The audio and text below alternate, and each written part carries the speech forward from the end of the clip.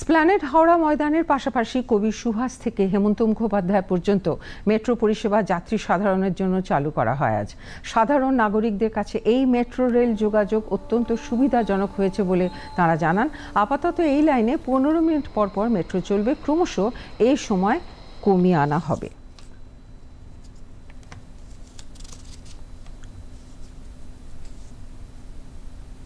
এই মেট্রোতে চড়ে সব জায়গায় যাতায়াত করতে পারবো, করতে পারবো, সেই জন্য খুব ভালো লাগলো।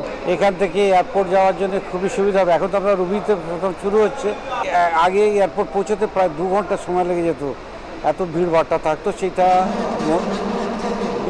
মেট্রো রেলওয়ে, ইন্ডিয়ান রেলওয়ে এবং মোদিজি এটা আমাদের প্রচণ্ড সুবিধা করেছেন গড়িয়াবাসীর জন্য। তো এই সুবিধাটা আমরা কোনোদিনও স্বপ্ন ভাবিনি এই সুবিধাটা আমরা পাবো। আজ আমরা সত্যি আমরা নিজেরা খুব আনন্দিত এবং খুব খুশি। এই লাইনগুলো অতি অবশ্যই দরকার ছিল, কারণ কলকাতাতে আরও অনেক বেশি বেড়েছে। এখন এই সময় বাইপাসের উপর থেকে একদম সোজা এয়ারপোর্ট পর্যন্ত যে কানেক্টিভিটির যে প্ল্যানটা, এটা যদি শেষ পর্যন্ত করা যায় তাতে খুবই ভালো হয়।